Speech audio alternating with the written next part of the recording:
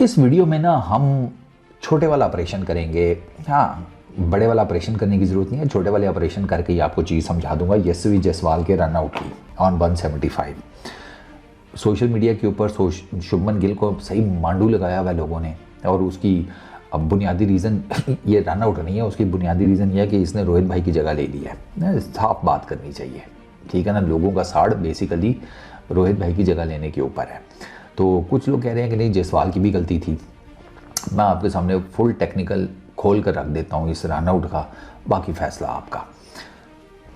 Jayden Seales जो है ना, जिसने थ्रो मारी है, वो लॉन्ग ऑफ के ऊपर खड़ा था, सॉरी मिड ऑफ के ऊपर, ठीक है। अब अगर आप देखेंगे ना फुटेज, वो मिड ऑफ में भी ऐसा नहीं है कि 30 यार्ड का जो दायरा होता है उसके एज पे खड़ा हो, वो काफ़ी आगे करके खड़ा था। पहला टेक्निकल पॉइंट, ठीक है।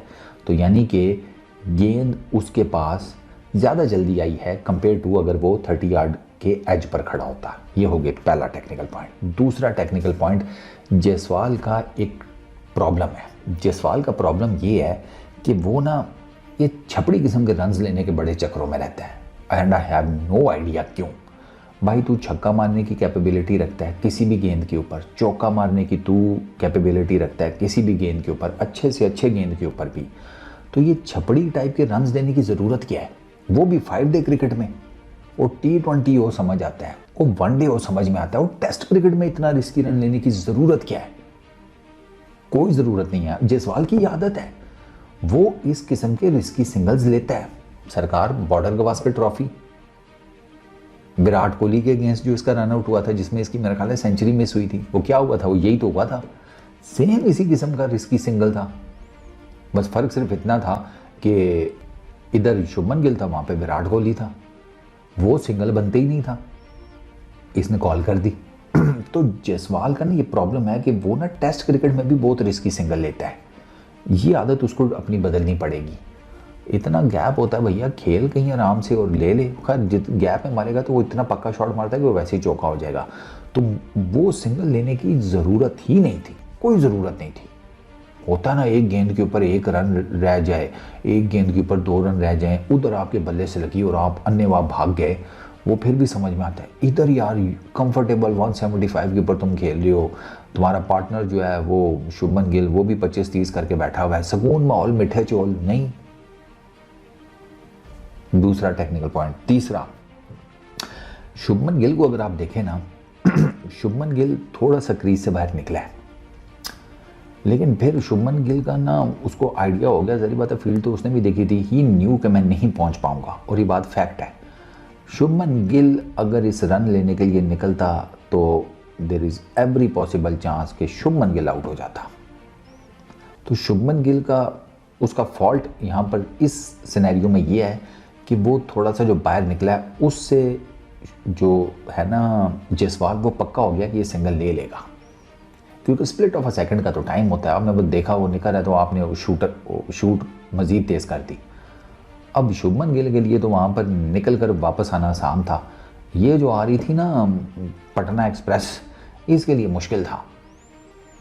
इसका तो चांस ही कोई नहीं बनता था, क्योंकि ये स्पीड में आ रहा था, ठीक है, ठीक ठाक इसने फोर्स अप्लाई की हुई थी अपनी रनिंग में। तो इसके लिए बाय द टाइम उस स्पीड के साथ एक जगह पर रुकना और फिर उस स्पीड को ज़ीरो करके वापस स्पीड मारना टुवर्ड्स बैटिंग एंड, इम्पॉसिबल था। इसी वजह से तो जब बेल जुड़ी हैं तो जायसवाल फ्रेम में भी नहीं था। तो ये 3 बेसिकली टेक्निकल चीज़ें हैं इसमें। जेडन सील्स की पोजीशन, जो कि जायसवाल को आइडिया होना चाहिए था, ठीक है, शुभमन गिल को भी आइडिया था, तो वो देख लें। दूसरा, जायसवाल की ये रिस्की सिंगल्स लेने की आदत, इसको ये ख़त्म करनी पड़ेगी। तीसरा, शुभमन गिल को स्ट्रेट फॉरवर्डली नो कर देना चाहिए था, जो कि अगर आप टेक्निकल देखें ना तो कॉल जायसवाल की बनती है। लेकिन अब इसका मतलब ये थोड़ी है कि जो बैट्समैन है आप उसकी हर कॉल के ऊपर बस अन्यवाद दौड़ जाएंगे, ये नहीं होता। टेक्निकली कॉल जायसवाल की बनती थी, और वही उसने कहा भी कि यार कॉल तो मेरी बनती थी। सरकार, कॉल आपकी बनती थी, there is no doubt, call आप ही की थी, गलत थी, गलत कॉल थी आपकी। ये सिंगल यहाँ पर नहीं बनता था, ठीक है ना, क्योंकि अगर आप भागते हुए पहुंच भी जाते तो देर वॉज नो वे कि शुभमन गिल पहुंच पाता बैटिंग एंड के ऊपर क्योंकि ये तो साथ तो खड़ा था जेडन सीज। आप चेक करें ना कैसे वो एकदम से गेंद के ऊपर पहुंच गया, क्योंकि वो 30 यार्ड के दायरे से काफ़ी ज़्यादा अंदर करके खड़ा था। तो ये ना इसमें कुछ टेक्निकल एस्पेक्ट्स हैं जो मैंने आपके सामने रख दिए हैं। जायसवाल की मेंटालिटी सिंगल को लेकर या रिस्की सिंगल्स को लेकर, जेडन सीज की पोजीशन प्लस शुभमन गिल की इसमें टेक्निकली क्या गलती है। तो अब इसमें आपके ऊपर मैं छोड़ता हूँ, आपको क्या लगता है कि ये रन आउट जायसवाल की गलती है, शुभमन गिल की है? जिसकी भी गलती है वो मुझे कमेंट सेक्शन में बता देना। ये ज़हन में रखना कि जायसवाल ने ये बाद में कह दिया था आफ्टर डेज प्ले कि पार्ट ऑफ गेम है, बस ठीक है, ये होता रहता है। पार्ट ऑफ गेम तो है, लेकिन इसको चेंज किया जा सकता है मेरे नज़दीक। अगर जायसवाल अपनी ये जो रिस्की सिंगल्स लेने वाली आदत है ना ये ख़त्म कर दे तो। इस वीडियो में इतना ही। अपना बहुत ख्याल रखना दोस्त। Peace out.